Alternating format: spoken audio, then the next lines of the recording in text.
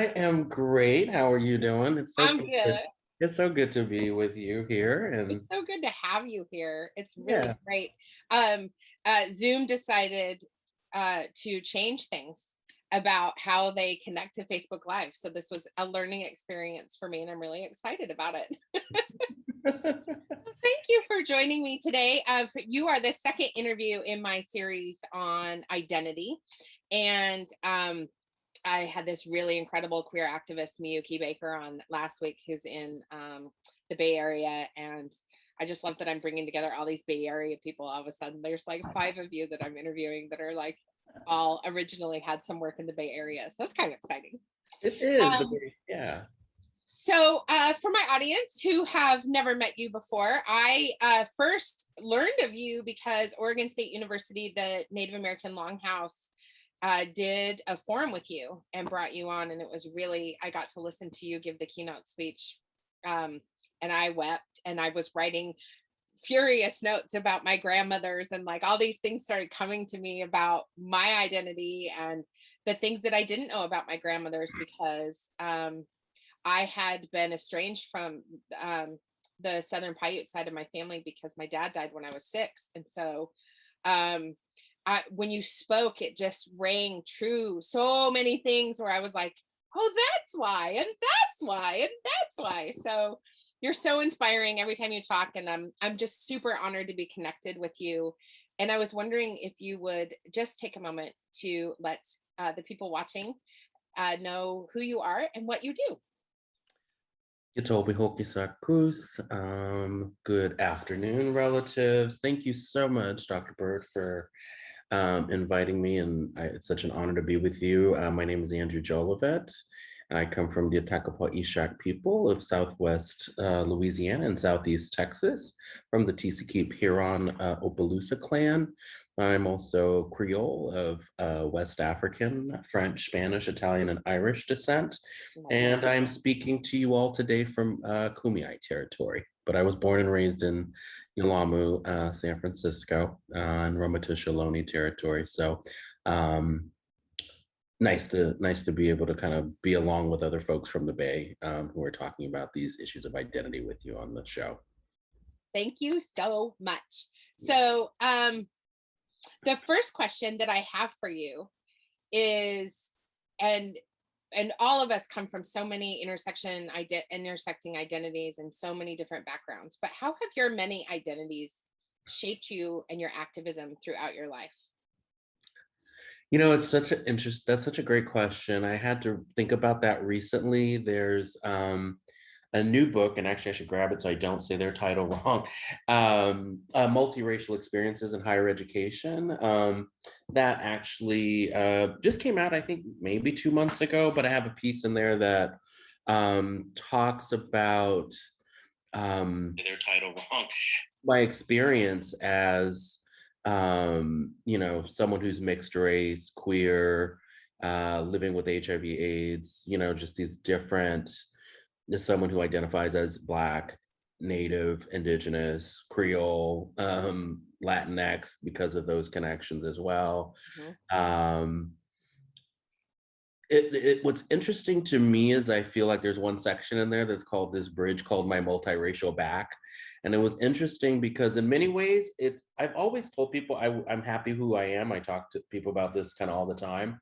I wouldn't change, my color or my ethnicity or the fact that I come from these different identities. I wouldn't change my gender identification or sex, or because I believe this is what I'm meant to be. This is how Creator made me, and I think we all have our journeys to get there. So it's really helped me though in many ways, because I talked about this, and when I first started talking about my HIV/AIDS journey in 2002 when I was diagnosed, I first disclosed at my job at San Francisco State University on World AIDS Day. And I remember my colleague said, Andrew, are you sure you want to do this? How's Oh, yeah. disclosure going to impact you as a man of color? Mhm. All these different things. And at that time, there was still, we had made a lot of advancements. We're talking early 2000s, on the cusp of those first kind of Yeah. medications that were out there. So I when remember I that said, so yeah, well. Yeah. So what I would say to I said to him, I have a responsibility. And so for me, carrying all these different identities, carrying all these different stories has also shaped and shifted the way that I actually have engaged with the kind of activism I do, the kind of organizations I've worked with. Because at that time, I was really just focused on race. I wasn't looking kind of intersectionally sometimes, where I was talking about race maybe and gender, but I was just like, I don't know if I like, because I felt so alienated probably as I think back on this now, probably from queer communities because they were so white, right? And We're different, so right. I mean, right? So oh Lord. yeah. So it's always been both challenging, but also I think really a blessing because there's so much uniqueness. I really just wouldn't have it any other way. When I feel the most at home is when I go and I am in Louisiana or in the South or I'm among other people who are Creole or Creolized, so not just Louisiana Creoles, but I would say most people who are Native or Black or from Latin America, anywhere, the Caribbean, have to Mhm. some extent probably a Creolized type of culture. Yeah. When I was in Australia, I felt just like I think I wrote about this in something else that I'd written recently, and it was just I was like, oh my God, I'm having so much fun here. I'm enjoying like people. This feels like I'm at home. There's Mhm. so much laughter, there's humor, there's jokes. We like to joke about sex and, Yeah. everything, right? And be flirty, but also just eat well. And so that was one of the very beautiful experiences too, is being with other indigenous and Black indigenous identified folks in Australia um, in some years in the past. So yeah. I think it's so interesting what happens when we fall into the knowledge that we are the entirety of ourselves. One of the things that I really struggled with for a long time, when I was with women, because I'm bisexual, and so of course in the LGBT community, we, the good old joke is "bi now, gay later." Like, Right. um, and I had been predominantly with, I've been with women for 12 years, and then and I really struggled with who am I and how do I identify? And I think there's so much of that coming out process in that. And then just falling into the knowledge that I am just the entirety of who I am. And I love what you said about creator making me this way. Like, I know that I have been placed here as a witch and I'm a lay preacher in the Episcopal Church, and so I'm a Christian witch, and then I've got all these other identities that make me up who I am. And when I stopped trying to fight against them and allowed them to explode, that was when all the shit started falling into place. And it's just really an amazing thing when you start to gather up the entirety of all of you into one beautiful body. It's medicine. You're medicine. I think that's what folks we have to remember. That's when I think about the world as listen to the news here and there, and I hear about yet another, unarmed Black person being killed, or another indigenous person being killed or gone missing, or the violence against Asian Americans or our trans relatives, Yes. is that we have to remember, all of us, that we are medicine as we are. I think so much of the reasons people struggle, right, is that, and I continue to struggle. Like, I've been thinking about this a lot lately because I give these talks. I think sometimes I hope they're inspiring. And then it's like, I need to also remember how much I also still continue to struggle with those ideas of remembering that, Yeah. you know, we're medicine ourselves, and how can we be good relatives to each other, and what Mhm. that and and what that really means. So as I heard what you were saying, even about yourself and that full sense of self, is that, Paula Gunn Allen said this. I remember her, and she retells the story in one of my books, Louisiana Creoles, which was probably the first on mixed race identity that I wrote. But she had always told this story, and she includes it in the foreword she wrote. And she said, I'm not half, you're not half Indian or half this or a quarter that. She said, it makes absolutely no sense. It's like, she said, we're all in all. And so there's this great Woo! thing that she writes in that forward of that book on Louisiana Creoles. And it was one of the first books to actually look at Native identity among Creole people. And I remember that. And so I think this thing we're talking about all these intersecting identities, is it's okay to be, it's not actually okay, excuse me, it's not okay to be all in all. It's amazing to be all in all. Right. I love that so much. And it leads really well into this next question because I think I know what I think about this answer, especially coming from academia. And my background was all in social work. And I did a lot of work on reproductive justice and not just reproductive health, but reproductive justice. Um, and this second question is about why do you think we're so concerned about classifying people into identities? And of course, my response is because that's how you maintain structures of white supremacy and racism. But I love what you just said about you're not half this or half that, right? You're not a quarter this or an eighth that or whatever, which I think is also a classification. And I was wondering why you think people are so concerned. I mean, we do this in the LGBT community all the time with putting us in boxes and labeling Mhm. people. Well, and this will answer your question too. I think part of it is about an inheritance that we didn't ask for, right? Yes. I think that, it's sort of like, how do we refuse these inheritances that are given to us? Mhm. Because we have always classified, contrary to, I think sometimes we have gotten into oh, this is colonialism, we didn't identify as this or that. Yeah, they're colonial terms, but we did have identifications, right? People had clan groups or family groups or other ways in which we knew who we were, often tied to our connections to other things beyond even ourselves, Mhm. right? So clan groups are often tied to the place, like my clan group, the Opelousas, has meaning, right? It's tied to the specific place, Mhm. where my father and his family were born, and that that the birds, right, that it's a bird clan, but that they had these black legs from being in this swampy bayou waters. And so that there is meaning in how we think about and connect.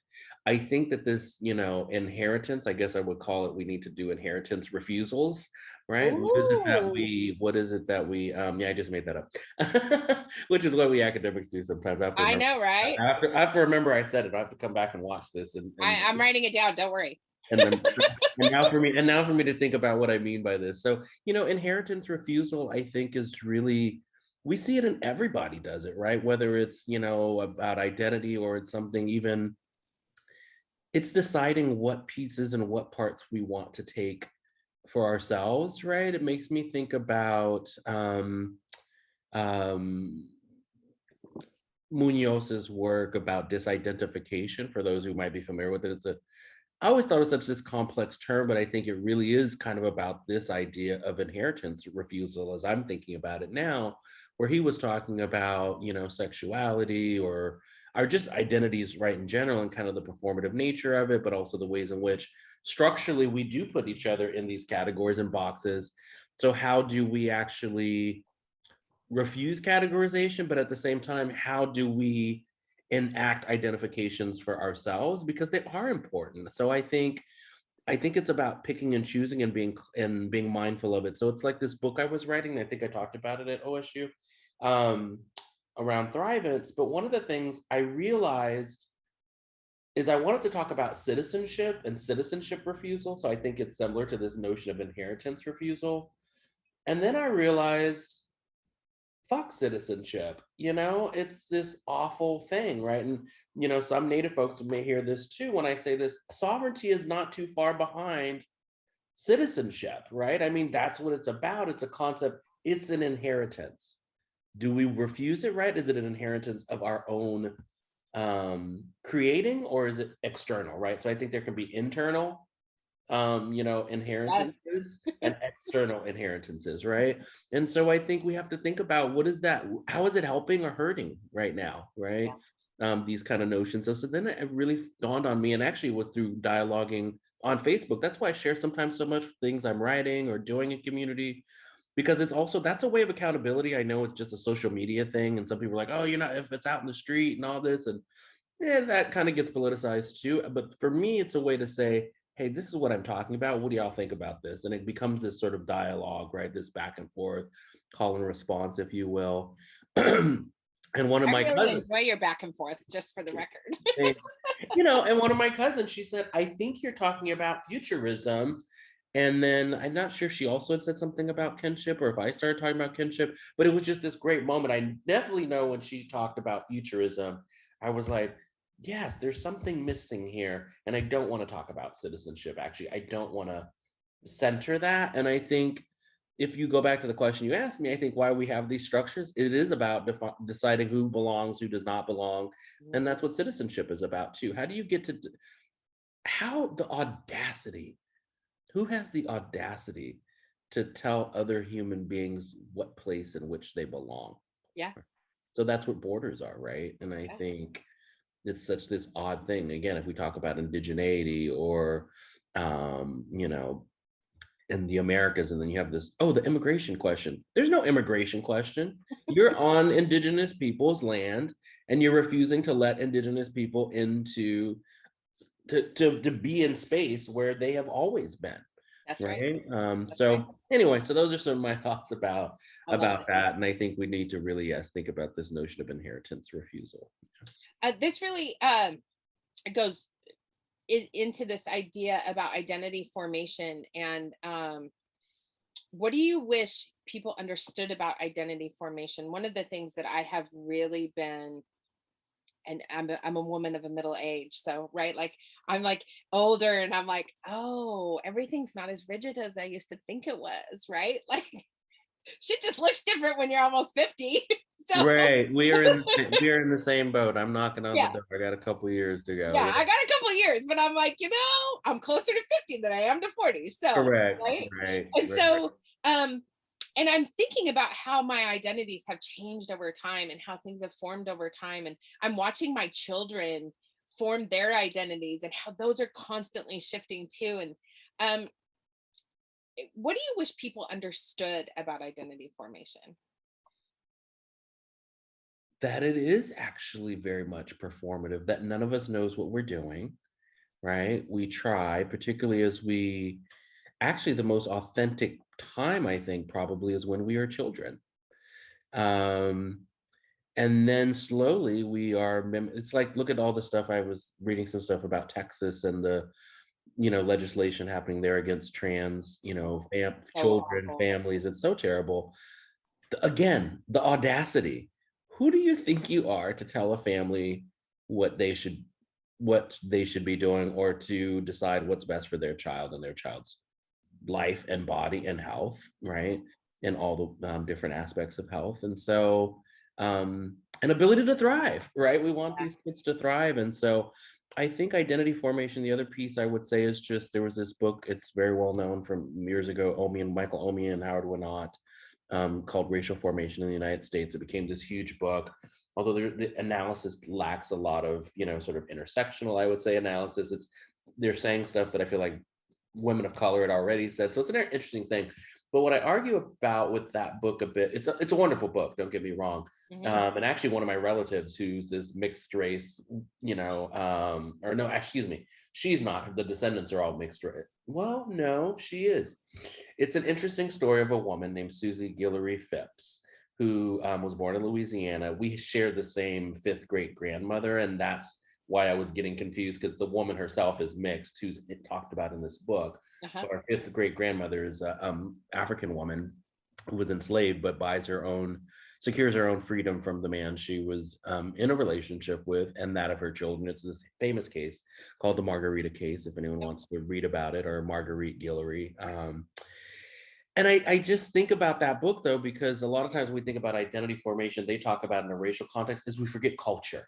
Yep. So I guess what I want people to remember when we think about identity and identity formation is, or even identity itself, is like, what are the cultural aspects, rather than always just looking at someone and saying, oh, well, you look Latino, or you look Black, or you Right. must be Arab, or you're a woman, or I don't know what you are, or why's your hair like that? Stop judging. Stop judging people. Um, Love the fact that that person looks different. Embrace identity formation. Be patient, I think, with ourselves is another thing I would Oh, say be about it. patient is such good advice. And it's I have to do, and be forgiving. I have to remind myself that it's like, oh, I messed up. We're always like, oh, I fucked up, or I messed up, or you know, Yes. what does that even mean, right? Who's judging what is right for you and not, and how you should, identify yourself? I think there are so many. For me, I prefer, right, to I embrace all the various things that I am. Other people who might share the same exact identities as me might say, I'm just Black, or I'm just Native, or I'm just a person of color, or I'm just Black and Native, I'm not white, or or I'm queer, I don't care about race, that's not my, don't identify me that. So I mean, and I respect that folks have that. For me, I think there's some loss sometimes in that, Mhm. that it's not even it's, and maybe that there's not being fully truthful, that how that other identity, even though you may say society sees me this way. It's like I tell people about President Obama. I remember this professor, she came, she was the chair at the time of Africana Studies, and I was the chair of American Indian Studies. I have this cover printed out from my book called Obama and the Biracial Factor. It's on my office door. She knocks on the door. Mind you, she has a biracial daughter, so I thought this was funny what she says to me. Why can't he just be Black? Why does he have to be biracial? I'm like, because he's biracial. And I wanted to write a book about what did being biracial, how did that inform the way he campaigned, and the sense of understanding whiteness, understanding multiplicity. And many people were like, well, over time people have told me, yeah, but he identifies as Black. And I respect that. That's great. That's political. You can't tell me though that culturally, being raised by white grandparents and a white, mother, and a Indonesian stepfather did Yeah. not shape him culturally. So that's why I say I think we also need to look at cultural Yes. formation, not just Yes. racial identity formation. So that's those are some of my thoughts about that. And I think so often we forget that piece. Like we don't allow ourselves the grace and compassion to like really dig into how culture is also deeply impactful for people in their lives. And I think another thing that we really love to do here in the United States is we truthfully enjoy judging others for how they identify and how they move through the world. And I think oftentimes just being able to sit back before we jump on things, I think is Right. really, really, really, really helpful and useful. And getting to know other people for who they are. Right. Um, and once you're clear on who people are, and once people, I love that quote about once people show you who they are, believe them. Mm-hmm. Yeah, and it's okay to believe them. And not everybody are going to be our people. Like we're not all going to be able to. We're not supposed to love all the people, but having compassion for everybody and allowing people space for. I love that the garbage truck just decided to come just now. It's really good. um I work in my camping trailer in my driveway. I don't Nice. sit in my house. All the office spaces, I'm just like, how many people out there want to, yes, be able to go out and do everything, but still want to work at home, at least partially in this venue, right? Or this context, because there is some benefit, I think, to it. And then there's other times where it's like, I don't want to look at a computer or whatever, phone or laptop or I know. iPad or whatever. Yeah. One more Again, time. in my life. Yeah. Yeah. Okay. So, couple more questions. What is the strength of understanding your multiple identities? Hmm. I think it is really linked. This actually kind of goes back to almost all your questions. So the book that I'm working on now, which I really need to get back to, but I keep saying yes, as my father keeps saying, stop saying yes to everything, Andrew. Um, about writing articles for other people's books or doing other events or this or that. So I have an article that's due, or a book chapter due pretty soon. Um, but I've been working on this book for a while, but I'm excited about, but I feel like the trajectory, kind of when you had asked me earlier about how is these multiple identities kind of influence my academic and activism and Yeah. personal, it is a reflection that my writing has the evolution of it over time. Like the first thing I ever wrote, like book wise anyway, was about representation. It's called Cultural Representation in Native America. And it was really about speaking back and kind of taking ownership over the ways in which we get represented. But slowly but surely, it was like, oh, there'd be something on Native, there'd be something like this focused a little bit on Blackness or something on mixed race identity. Then with the last book, Indian Blood, I was trying to kind of bring these different identities. I feel like in my own head, I guess we do study what we are, and so it was like, oh, I was bringing together the health issues because public health doesn't talk ethnic studies or Native studies isn't talked about in these contexts. We don't talk about mixed race identity and how it impacts public health. But this book now I feel like is so much more of all of these things, and so that this book is called Thrive in Circuitry: Queer Afro-Indigenous Futurity and Kinship. And the idea about it is tracing, holding, understanding the very nature of the multiplicity of our identities and how those allow us to create kinship, how that will allow us to build sustainable futures in queer spaces that are Afro-Indigenous, right? And that all of that together collectively allows us to thrive in this world, not to just simply resist or be resilient or to survive, right? That we really want to also acknowledge and not always talk about the traumas, right? Yeah. Um, and so this project, I think, is really about talking, like I shared about Australia Yeah. and the relatives there that, that I met and I'm still in touch with. And I think about them, or some that I've met in Toronto or other parts of Canada, or, in other parts of the Pacific, or we think of our African Indigenous relatives, or just, that these various sites and these spaces where um, queerness, Blackness, and indigeneity um, function, and that and travel and move, and that there is so much joy in each of those identities that we don't see, that, oh, we don't need sovereignty, or we don't need US citizenship. We don't, yes, there are some practical things because we're meshed in this system that has real practical material kinds of consequences. And I think the other piece, though, is um, for our own sanity, humanity, wellness, happiness too.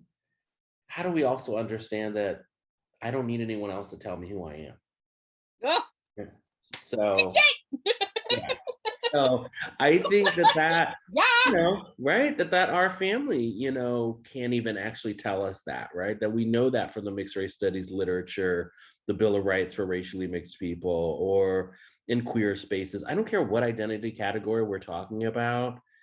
You don't get to tell other people whether you're a part of that group or not, right? Whether you're trans identified, you can't tell other trans identified people that they should identify that way, or that, or you can't be like, oh, I'm two-spirit. Well, no, are you? I Yeah. think that there are these really important, and there's slippages, and Mhm. um, we really have to just be thoughtful and mindful. And I think I'll share that because I see saw the last question there. So I think I have something to kind of say about how we do this then. How do we be respectful, as you were saying earlier, right? Even if we don't have to love or won't maybe love everyone, but can we still remain respectful, right? And I think Yeah. there are ways to do that.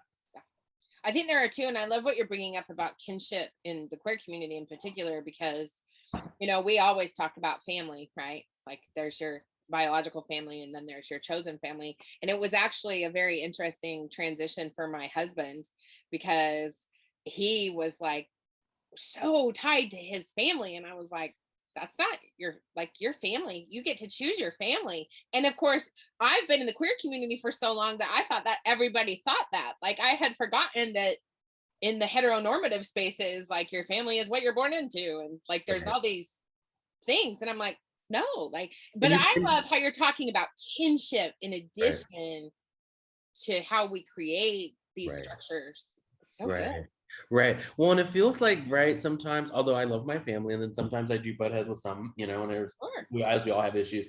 But I think for some people, right, there's that, again, it's a inheritance refusal. Like, I don't want to associate with these people. They're racist, or, the whole thing people say, oh, Thanksgiving, don't Yeah. talk about religion or, Politics. politics. And it's like, actually, you should talk about it. And if you can't Hmm. talk to those folks about it, then there's something wrong. Like where people say these silences, I'm not a person that believes in silences. There are moments and times for that where we want to listen and hear.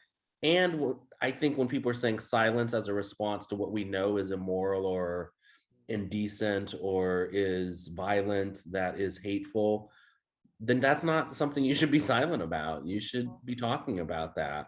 And it's okay. I mean, I think it's hard, but sometimes we do make those choices where, Yeah. you have to move away from like family and create your own kinship, Yeah. with a new family and bonds and community. Yeah. So good. Okay, so the last question. Well, I have a surprise question for you too. Okay. What is your favorite book, show, podcast about one of your identities? Great. So Actually, I have two. You just reminded me of one. One is Gumbo Life podcast that my sister Tracy Colson Auntie, she's on Facebook, but she has a Gumbo Life podcast, and it talks about our Creole heritage in many different ways, but just how people are active. I love it because often when people talk about mixed race groups, it's like that's all they talk about is that we're mixed without realizing, oh, what are we doing in terms of health or what's important to us in terms of education or cuisine. And so, business, music, just all these different areas. So it's really fun. She's very great at what she does. So I love that podcast. And then a book, actually, I think I'll mention two. One about this notion, I think that's deeply informed my work that in terms of thinking about like things like relational accountability, and that Sean Wilson's research is ceremony. I love, love, Oh love. my God, I love that book so much. It has really, I think, made me think deeply about these questions. And then I think early on, a very influential work, Africans and Native Americans, the language of race and the evolution of red Black peoples by Jack Forbes is also, what's that title again? The Evolution of Red Black Peoples by Jack Forbes. Thank you. And it's hard because Forbes writes very dense and it's very historical, so it's probably not the like lightest of reads. Because I do love poetry, I love creative writing. I love This Wound Is a World. Is a great poetry book. Something in terms of if I'm talking about more creative writing. But Forbes's book was so important because it was one of the first that really, for me, hit home. I was like, this is this absence. He talks about the whole of the Americas, talks about these erasures of indigenous people, talks about maybe not using this word, but what I've come to use, which is a paper genocide, right? Or a bloodless genocide, right? Or what George Tinker talks about as cultural genocide, I think even too, where we are erasing people who are Native. We want there to be less Indians. And then now we have Native people who are co-signing onto it. Yep. Like, why do we want to be less? That's the whole part of political organizing, rule number one. And so I think, again, that's why we have to move away from things like solidarity to kinship. Solidarity, as I've been telling folks, let's make sure we really think about the words we're using. I think solidarity had its moment in history, but it's very nationalist and it's very time-based, right? And it also seems very contingent, like allyship. You do something for me, so I do something for you. It's a transaction. Right. Kinship, we choose and we make commitment, and that we are interconnected, and that struggle is my struggle too, right? And so and that love work, that joy work is also my work. So I think that's very different. So those are just those are some great books, and I think that they're kind of powerful and kind of for us to rethink and not just say, well,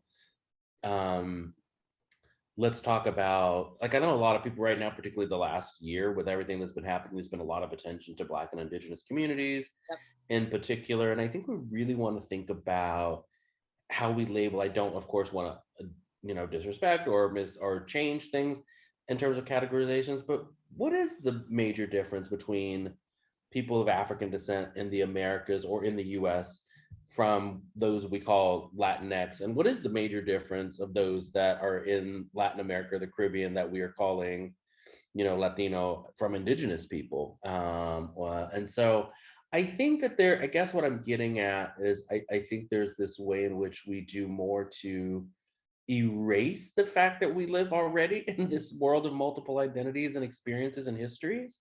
Or we have these debates and it's like Black people are already indigenous, whether they're Native American or not anyway. So why are we having these limited kind of conversations?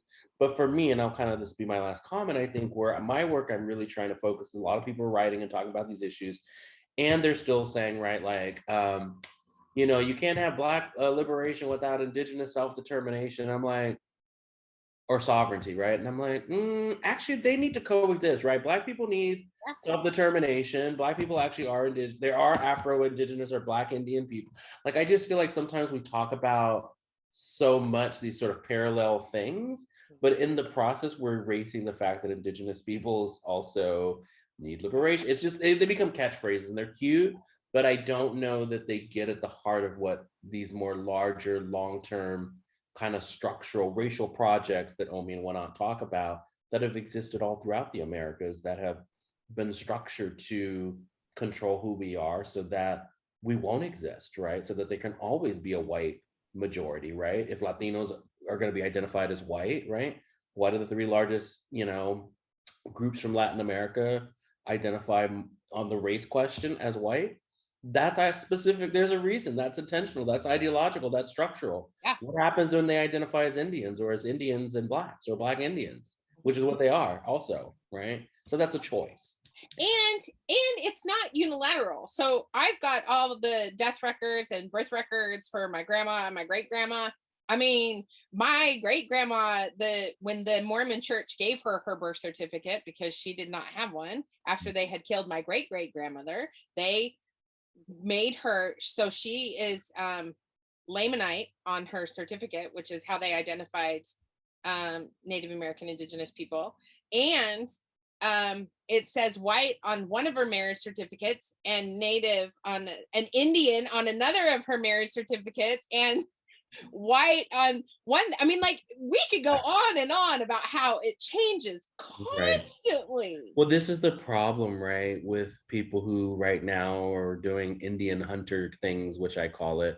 Yes, there's an issue of pretend Indians. And I know we said we weren't going to get into this, but just a brief commentary on this is why it's dangerous. And then some people who will say, for example, it's not anti-Black to call someone out just because they're of African descent. Actually, it is if you actually stop. First of all, you need to have cultural humility and understand just looking at colonial US Census records, Right. it's kind of not the way that tribes were identifying themselves. We didn't do that. So No. first of all, your practice is fucked up. Number two, you don't have the authority, right, to really be looking and judging and telling another tribe whether they're fake, they exist or not. And then if you're going to base that existence on what the US government has decided, yeah, screw you. That you like, then you don't have, so they can erase you whenever they want. that's right. So I think that's, and that is willful and intentional. Yes. Yes. So, but the reason it is anti-Black is because if people stop for a moment to actually understand the history of what I was saying about like Jack Forbes's work, for example, there are reasons you probably won't find Indians in Black people's records oftentimes. There is a reason. It doesn't mean they aren't. There's a reason why the records don't exist, and we know why. And there's a reason it continues to happen. We see it in contemporary context. So the very fact that you won't acknowledge why you won't find certain things, or that there's still that it's, and there's also the sense that there's never enough of this thing, right? Or something else is wrong, right? If it's not that, it's, well, the census said, or this said.